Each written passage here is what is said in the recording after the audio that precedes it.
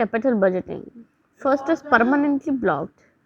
The funds invested in capital projects are more or less permanently blocked.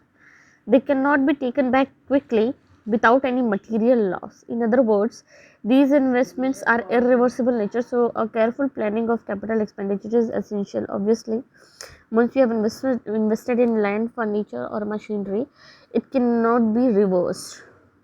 You cannot reverse uh, this kind of investment.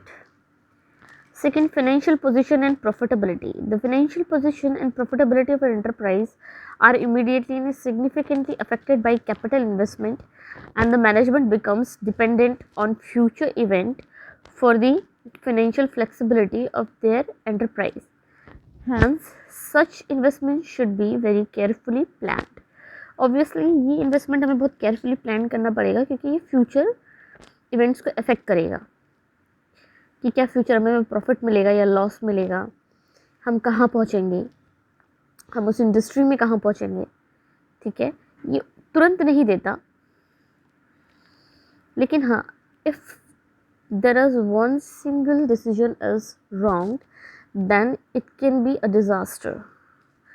Third, uncertainty and risk. Obviously हर एक investment में uncertainty, we are not certain that whatever the decisions we are making it is actually beneficial for our project or for our benefit or for our company. Okay, it has some risk associated with it, so we should be prepared for that. Fine. Next, a heavy investment. As all capital projects require heavy investment of funds, so their good budgeting becomes necessary. ठीक, एक heavy investment ज़रूरी होता है. Obviously मैंने अभी आपको बताया machinery है, एडवांस मशीनरी है, एडवांस टेक्नोलॉजी है. ये क्या करते हैं कि इनमें बहुत ज़्यादा हेवी इन्वेस्टमेंट चाहिए होता है. कि अगर हम कहीं एडवांस टेक्नोलॉजी हम खरीद रहे हैं तो वो 1000-2000 की या 10,000 20,000 की नहीं आएगी,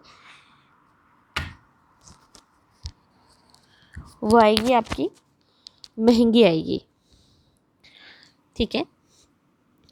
नेक्स्ट है long run effects. Capital investment affect the earning of the business of coming several years. For example, replacement of labors by machines increases the fixed costs of the business. यहाँ पर कह रहे हैं कि हमें लॉन्ग टर्म इफेक्ट्स अफेक्ट करेगा.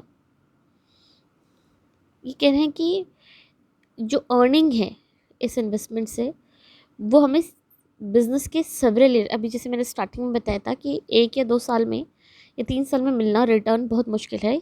ये long term के लिए है. ठीक है, कि अगर हमने रिप्लेसमेंट किया है लेबर का मशीन के साथ तो obviously fix cost of the business बढ़ जाएगी. ऑब्वियसली अगर हमें जहाँ पर 100 लेबर काम कर रहे हैं वहाँ पर अगर हमने एक मशीन डाली है तो वो मशीन महंगी ही होगी, सस्ती नहीं होगी. और हमें प्रोडक्शन इंक्रीज़ करना है तो एक मशीन से काम नहीं चलेगा, हमें 2-3 मशीन्स रखनी पड़ेंगी. ठीक है. लास्ट है national importance. Investment decisions are of national importance too, as they affect employment, economic activities and economic growth. Obviously हर एक इन्वेस्टमेंट डिसीजन अफेक्ट करेगा हमारी एम्प्लॉयमेंट को, इकोनॉमिक एक्टिविटीज़ को, इकोनॉमिक ग्रोथ को. तो इसलिए नेशनल इम्पोर्टेंस है. सपोज हमने लेबर हटा दी तो अनएम्प्लॉयमेंट की सिचुएशन क्राइसिस आ जाएगी. हमें ये भी सोचना है. तो हर एक इन्वेस्टमेंट हमारा नेशनल इम्पोर्टेंस है. हमें इसे ध्यान में रखकर भी कैपिटल बजटिंग करनी होगी कि हमें इतना ज़्यादा अनएम्प्लॉयमेंट नहीं फैलाना है. ऑब्वियसली अगर हमने मशीन के साथ लेबर को रिप्लेस कर दिया है और या लेबर के बदले मशीन रख दी है तो लेबर के पास पैसा नहीं होगा, वो प्रोडक्शन हमारा किसी काम का नहीं होगा क्योंकि डिमांड नहीं होगी. ठीक है, और अगर डिमांड नहीं होगी तो ऑब्वियसली अनएम्प्लॉयमेंट रहेगा.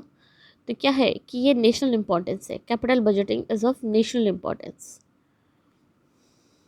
Now the last topic of our video is importance of capital budgeting. It is very important. What are the importance? Requirement of capital. It helps in estimating the total requirement of capital with its breakup over the years. This analysis helps in timely arrangement of funds required for the purpose. All of a sudden किसी के पास पैसा नहीं होता capital खरीदने के लिए, उसे टुकड़ों टुकड़ों में पैसे रखने होते हैं, ठीक है। इसीलिए कहा है ब्रेकअप ओवर द ईयर्स। हमें एस्टिमेट करना होगा कि हमें कितना कैपिटल चाहिए एक्चुअली में, और हमें कितने साल के लिए वो चाहिए। अगर हमने एक साल एक मशीनरी ली है तो दूसरी साल दूसरी मशीनरी लेंगे, तीसरे साल तीसरी या चौथी मशीनरी लेंगे, तो कितने ईयर में हमें वो कंप्लीट करना होगा। तो दैट इज़ वेरी इंपॉर्टेंट कि कैपिटल हमें कितना रिक्वायर चाहिए, ठीक है। तो इसलिए भी कैपिटल बजटिंग इम्पॉर्टेंट है कि हम ये बजट एलोकेट कर सकें कि हमें इतना इतना पैसा चाहिए हर ईयर एक नई मशीनरी के लिए। Helpful in dividend policy, the firm can plan it's dividend policy which is in keeping with profit and wealth maximization objective of the firm, as well as the necessary internal resource generation for further business expansion। यहाँ पर ये कह रहा है कि हमें profit और wealth maximisation के ऑब्जेक्टिव को ध्यान में रखते हुए, ठीक है, मैंने अभी आपको बताया कि हम कोई भी बजट बनाते हैं तो हमारे पास गोल होना चाहिए, हमारे पास ऑब्जेक्टिव होना चाहिए, हमारे पास गोल होना चाहिए, ऑब्जेक्टिव होना चाहिए। तो इन सबको ध्यान में रखते हुए हमें इस तरीके से कैपिटल बजट बनाना चाहिए ताकि जो इंटरनल रिसोर्स जनरेट हो वो बिजनेस एक्सपेंशन में के लिए ज़रूरी हो, ठीक है। थर्ड है possibility of expansion. Capital budgeting highlights the possibility of production facilities to cover up the additional demands shown in projected sales budget. यहाँ पर कह रहे हैं कि कैपिटल बजट जो है वो हाईलाइट करेगा पॉसिबिलिटी। ऑब्वियसली हम किसी मशीन में खर्च कर रहे हैं तो वो ये बताएगा कि कितना प्रोड्यूस करेगा, क्या एडिशनल डिमांड लगेगी, ये भी, और वो सेल्स में क्या अफेक्ट करेगा। तो ये पॉसिबिलिटी ऑफ एक्सपेंशन में के लिए इम्पॉर्टेंट है।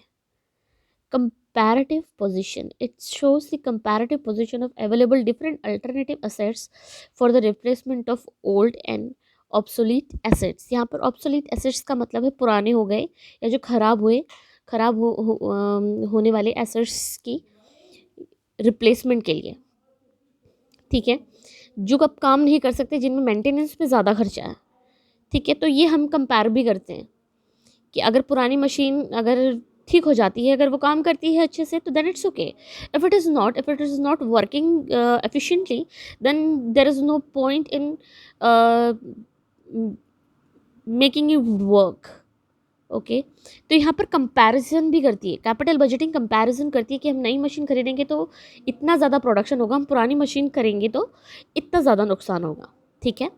नेक्स्ट है प्रिपरेशन ऑफ कैश बजट। यहाँ पर ये फोरकास्ट करती है कैपिटल बजटिंग, ऑब्वियसली जैसे हमने बताया फोरकास्ट करेगी कि कितना कैश हमें चाहिए, ठीक है। यहाँ पर एक capital budgeting provides necessary information of cash forecast and budget. हमारा बजट कितना है, हमें कैश कितना चाहिए, ये भी कैपिटल बजटिंग बताती है। नेक्स्ट है planning of capital structure. It all helps in planning capital structure because the net surplus of a project depends on the cost of capital, which is in turn depends upon capital structure of the firm।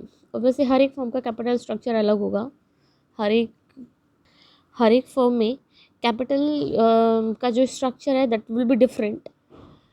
कहीं capital structure बहुत complex होता है कि आपको एक एक